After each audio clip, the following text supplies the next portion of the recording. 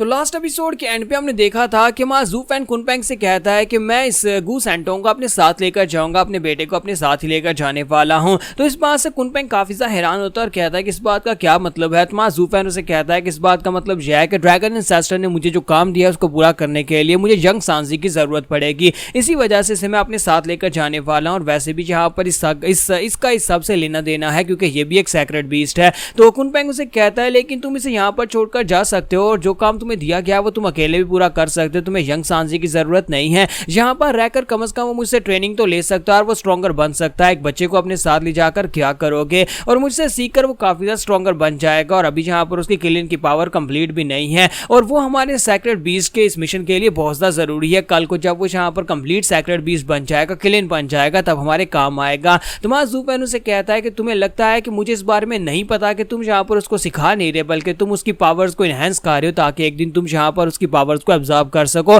जिस तरह से तुमने यहाँ पर सनड्रिंग फीनिक्स लॉक के साथ किया था, जिस तरह से तुमने उसको मार डाला था उसकी पावर्स को एब्जॉर्ब करने के लिए, उसी तरह से तुम यहाँ पर इसकी पावर्स को भी मारना एब्जॉर्ब करना चाहते हो। क्या तुम्हें लगता है कि एक बाप यहाँ पर अपने बेटे को तुम्हारे लिए छोड़कर जाएगा कि तुम्हारा जैसा मॉन्स्टर एक दिन उसको मार डाले? और मैं यहाँ पर उसे बिल्कुल भी छोड़कर नहीं जाने वाला। साथ ही माँ ज़ूफेन यंग सांजी से कहता है कि अगर तुम्हें अपने डैडी के ऊपर भरोसा है तो फिर मेरे साथ चलो, बाद में मैं तुम्हें सारी बात डिटेल में बता दूंगा। तो कुनपेंग उसे कहता है कि ज़ूफेन तुम्हें गलतफहमी हो रही है, तुम इस वक्त मेरे एरिया में हो। तुम्हें क्या लगता है कि तुम यहाँ पर अपनी खाला के घर आए हो जहाँ पर से इतनी आसानी से तुम जा सकते हो? अपनी मर्जी से आए और अपनी मर्जी से चले गए, तुम यहाँ से नहीं जा सकते, मेरी मर्जी के बिना तो बिल्कुल भी नहीं जा सकते। तो माँ ज़ूफेन उसे कहता हाँ तुमने बिल्कुल ठीक कहा, पहले नहीं जा सकता था। और साथ ही माँ ज़ूफेन चुटकी बजाकर वहां पर ड्रैगन ब्रेथ पिल्स निकल आती हैं। तो ज़ूफेन के पास अब सिर्फ 2 ही ड्रैगन ब्रेथ पिल्स बची होती है। तो माँ ज़ूफेन कहता है कि अब चीजें काफी हद तक बदल चुकी हैं। तो कुनपेंग उसे कहता है कि ये तो ड्रैगन ब्रेथ पिल है, तुम्हें क्या लगता है कि ड्रैगन ब्रेथ पिल मुझे डरा सकती है? क्या तुम्हें इस बारे में नहीं बताया उस ड्रैगन ने कि कुनपेंग और ड्रैगन दोनों पिछली कई सदियों से फाइट करते आए, हम लोग कई हजार साल से एक दूसरे से फाइट कर रहे हैं लेकिन कोई भी एक दूसरे को हरा नहीं पाया। और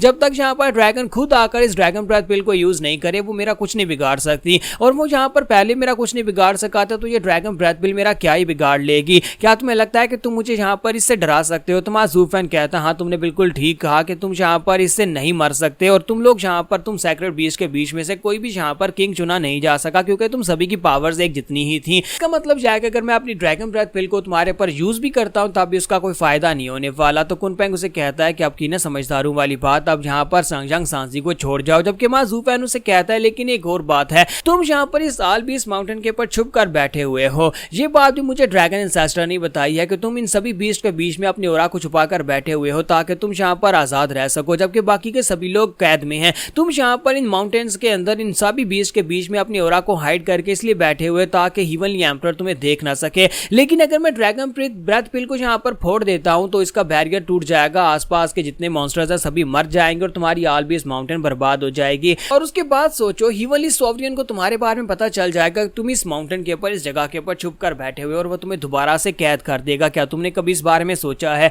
ये बात सुनने के बाद कुनपेंग कहता है कि तुम एक बहुत ही समझदार लड़के हो और बहुत ही होशियार और चालाक लड़के हो, ठीक है तुम इसे अपने साथ लेकर जा सकते हो, लेकिन मेरी एक बात को याद रखना कि तुम इस लड़के को बचा नहीं पाओगे। यानी कि अभी यहाँ पर ये सिर्फ और सिर्फ एक बच्चा है और अभी इसके पास इतनी पावर्स नहीं है कि ये अपनी रक्षा कर सके। तुम अपने आप को बचा सकते हो लेकिन इसको नहीं बचा पाओगे। अभी सेंट्रल एरिया में बहुत सारे ऐसे मॉन्स्टर्स हैं जो कि इस बच्चे का बड़ी आसानी से शिकार कर सकते हैं। तो माँ ज़ूफेन जो होता है अपनी एपोकलिप्टिक आई को रिलीज करता है और उस आई को दिखाने के बाद से कहता है कि ये पहले की बात थी, अब यहाँ पर इस दुनिया में ऐसा कोई भी नहीं है जो कि मेरे बेटे को मुझसे छीन सके या फिर मेरे चाहने वालों को नुकसान पहुंचा सके। मैं एक बाप होने के नाते अपने बेटे की रक्षा अच्छे से कर सकता हूँ। और इसी के साथ ज़ूफेन वहां पर से चल पड़ता है, जबकि कुनपेंग उसकी ये वाली आई देखने के बाद बहुत ज्यादा घबरा जाता है और कहता है कि ये क्या चीज थी, आखिर इस लड़के के पास ये क्या कौन सा खजाना आ गया है? पहले इसके पास आई ऑफ द वॉइड थी लेकिन ये चीज तो आई ऑफ द वॉइड से भी ज्यादा खतरनाक थी। यहीं पर से नेक्स्ट सीन हमें सेंट्रल एरिया का दिखाया जाता है। तो फाइनली इतनी एपिसोड्स के बाद हम लोग यहाँ पर सेंट्रल एरिया में पहुंच चुके हैं वेस्टर्न लैंड से निकलकर। तो सेंट्रल एरिया में फ्लाइंग ड्रैगन सेक्टर होता है। माँ ज़ूफेन एक शरणार्थी बनकर वहां पर पहुंचता है। तो वहां पर सेक्टर के दरवाजे के ऊपर 2 एल्डर्स खड़े होते हैं। माँ ज़ूफेन उनके सामने कहानी बनाता है और उनसे कहता है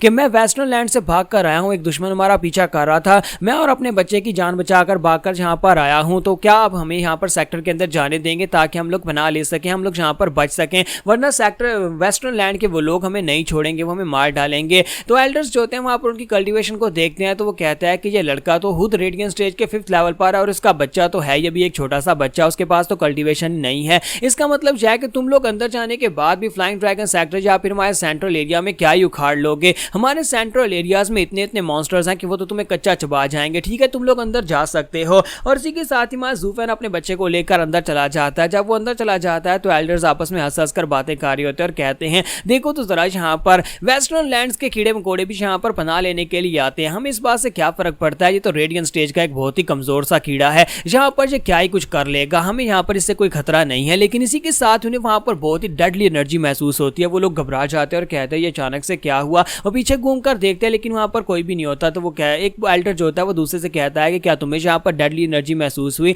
तो दूसरा उसे कहता है कि हाँ मुझे भी यहाँ पर डेडली एनर्जी महसूस हुई। ऐसा लगा जैसे कि यहाँ पर हमारे मास्टर डोंगफेंग आ गए हों। अभी यहाँ पर मास्टर डोंगफेंग को तकरीबन 1 महीना हुआ है। उन्होंने एक दूसरे सेक्टर के जितने भी सोल हार्मनी राम के एक्सपर्ट्स थे उन सभी को मार डाला था, जिसकी वजह से हम सभी लोग डरे हुए हैं। सोल हार्मनी राम के एक्सपर्ट्स भी उनके सामने कुछ नहीं कर सकते। लॉर्ड डोंगफेंग बहुत ज्यादा खतरनाक हैं। लेकिन खैर वो दुश्मन यहाँ पर दिन दहाड़े आकर हमारे जैसे कमजोर एल्डर्स के ऊपर तो अटैक बिल्कुल भी नहीं करेंगे। आखिर दरवाजे के ऊपर खड़े एल्डर्स उनका क्या ही बिगाड़ सकते हैं, तो हमें यहाँ पर घबराने की जरूरत नहीं है। लगता है ये सिर्फ और सिर्फ एक एल्यूजन थी, सिर्फ और सिर्फ एक एल्यूजन मास्टर डोंगफेंग की कि हमें यहाँ पर डर महसूस हुआ था, हमें बस अपनी ड्यूटी करनी है। तो यहीं पर से नेक्स्ट सीन अंदर का दिखाते हैं कि हमारा यंग सांजी कहता है कि डैड जी आपने क्या किया, आपने मुझे रोका क्यों। वो दोनों बुड्ढे खूसट आपको कमजोर कह रहे थे और आपका मजाक उड़ा रहे थे, आपको कीड़ा मकोड़ा कह रहे थे। मैं अभी जाकर उन लोगों को अपने स्टॉर्म के साथ कुचल देता। तो मां ज़ूफेन कहता है कि बच्चे अगर तुम उन लोगों को कुचल देते तो फिर हम लोग सेंट्रल एरिया में सेफली नहीं जा सकते थे। हम सेंट्रल एरिया में एक खास मिशन के साथ आए, वो मिशन वहीं पर अधूरा रह जाता है। इसी वजह से आज के बाद से तुम्हें संभल कर करना होगा जो भी करना है, और अपनी पावर्स को तो बिल्कुल भी यूज मत करना, मेरी इजाजत के बिना तो बिल्कुल भी नहीं, क्योंकि सेंट्रल एरिया हमारी जो वेस्टर्न लैंड है उसके जैसा बिल्कुल भी नहीं है। वेस्टर्न लैंड्स में अलग अलग सेक्टर्स थे और अलग अलग सेक्टर्स के ऊपर सेक्टर लीडर्स थे, लेकिन सेंट्रल एरिया में सिर्फ और सिर्फ एक ही लीडर है और वो एक बहुत ही खतरनाक इंसान है जो कि किसी को भी पलक झपकने में मार सकता है, यहाँ तक कि मुझे भी उससे फाइट करने में दिक्कत हो सकती है। इसी वजह से हम लोग यहाँ पर कोई भी अननेसेसरी फाइट नहीं चाहते। यंग सांजी से कहता है लेकिन फादर आपके पास तो ड्रैगन ब्रेथ पिल है, उसके मुंह के ऊपर ड्रैगन ब्रेथ पिल को मारना और उसका काम तमाम कर देना। तो ज़ूफेन कहता है नहीं, ड्रैगन ब्रेथ पिल सिर्फ 2 ही बची हैं और मैं यहाँ पर इस तरह की सिचुएशन में से यूज नहीं करना चाहता जो हमारी खुद की क्रिएट की हो। मैं इस पिल को इसलिए बचा कर रखना चाहता हूँ क्योंकि फ्यूचर में कोई ऐसी सिचुएशन आ सकती है जहाँ पर लाइफ एंड डेथ का सवाल हो, तब मैं उस पिल को यूज करूंगा। और मैं यहाँ पर यह भी चाहता हूँ कि अपनी कल्टीवेशन को इनहेंस करूँ, अपने आप को स्ट्रॉन्गर बनाऊं। मैं इन टूल्स के ऊपर और ज्यादा भरोसा नहीं करना चाहता क्योंकि इन चीजों को यूज करने की वजह से हमारे अंदर की हिम्मत कम हो जाती है और हम लोग अपनी कल्टीवेशन के ऊपर जोर नहीं देते और अपने आप को स्ट्रॉन्ग बनाना छोड़ देते हैं। तो यहाँ पर हमारी एपिसोड 760 का एंड करेंगे और नेक्स्ट एपिसोड में देखेंगे कि ज़ूफेन का सेंट्रल एरिया के अंदर वेंचर कैसा होने वाला है, क्योंकि मुझे लगता है कि बाकी की 7 प्लेसेस यहीं पर सेंट्रल एरियाज में होने वाली हैं और उनको एक एक करके ढूंढना, नए नए सेक्टर्स में जाना, वहां के नए नए दुश्मनों से फाइट करना काफी ज्यादा इंटरेस्टिंग होगा।